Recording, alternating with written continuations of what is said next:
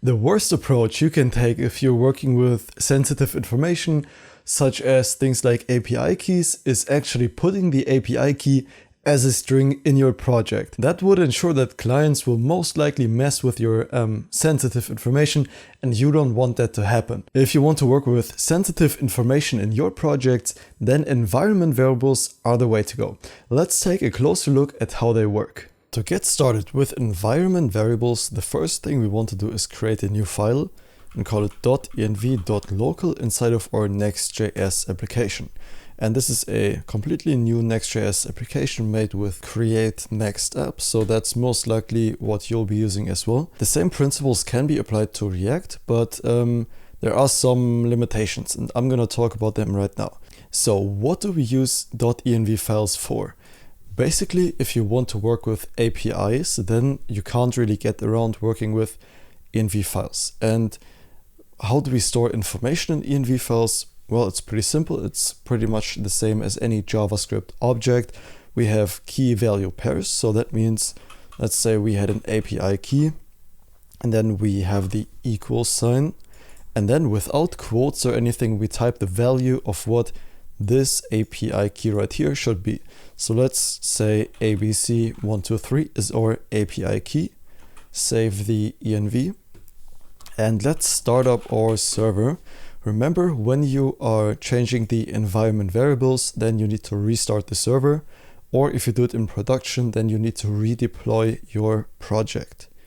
Now let's open the server. I'm gonna bring this window over. Let's go to the server, and you can see the basic Next.js page right here. Now, we want the API key to do something, right? We want to work with this value. And the use case for these env values is to use them anytime where you're running server-side code. You cannot use these environment variables in client-side code, and that is for good reason, because anything that you run in client-side code can be inspected by the client, and the data you save in these environment variables is like very sensitive information, right? API keys and things of that sort.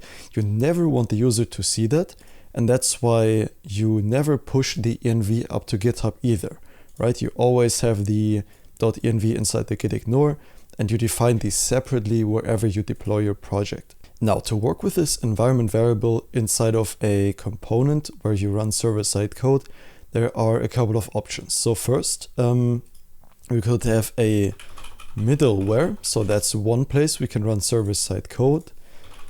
Let's just quickly paste in the basic middleware from Next.js, and that's gonna do the trick. We won't do anything in this middleware, but to log out the process.env.api key. So these don't need to be uppercase, but it is a convention to have environment variables in uppercase, and calling them from any server-side code you can do by process.env. The name you have defined right here. Now, whenever we go to the home page, it will log out the value in the console. So let's restart the page, and we can see right here, it logged out the value. So the middleware is one place we can access these server-side environment variables. In Next.js, we can also use them, for example, when working with a function called getServerSideProps, which is a function and that returns something. And we don't really care about whatever we return from this function, but we do need to return some props. So let's just say environment hello. This is just some random key value pair. This doesn't matter for this tutorial.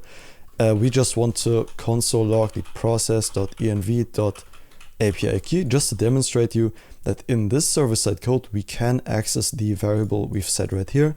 Okay, so I deleted the middleware, and if we reload the page, then you can see in the console right here that it logs out the value we have in these get server side props. And that's, not coming from the middleware because I deleted that. And also you can access them in the API routes. It's the exact same thing, so I'm not gonna show it again, but anywhere where you run server-side code in Next.js, you can access the environment variables. Now, you might ask yourself, what would happen if we tried to access this highly sensitive information, which clients should never see, inside of the front end. By accident, maybe, whatever, we can try that out. So inside the front end, let's log out the process.env.api key. And if you take a look at what happens, we will log it out in the console because it's client-side. We get an undefined. So this very sensitive information we've stored in the env.local will not even get passed to the client, but return an undefined. And that is in our best interest as a developer. So if we accidentally do something very wrong, then even then the user won't be able to see it. Now, what if we wanted an environment variable for the client-side code though? So some information that is not as sensitive, but we don't want to hard code it into the page, but maybe change it from the site where we deploy it, because they always have an option to configure environment variables, and changing them there would be easier than going back into the code and changing some hard-coded data. Well, we can definitely do that with Next.js. The thing we need to do is just give it a different name than for server-side environment variables. And that is next_public_, and then we can call it whatever we want. So let's call it public API underscore key. It's equal to public API key 123. That's our key, and this is our value. And now we want to access that inside of the client-side code. Let's log out the process.env and just copy this right here. Actually, we need to copy everything from here. Just replace that. Next public API key. Let's reload the page. And as you can see, this time we get the value, which is public API key right here in the console. Because we have defined that as a next public, so we acknowledge that the client will be able to see this, and therefore we're not gonna store like insanely sensitive information there, but you could store like your Google Analytics ID, for example, I guess, and then change this value from the site wherever you deployed your project, instead of having to go back into the code, and just saving time that way. Also, there are some environment variables you always have access to.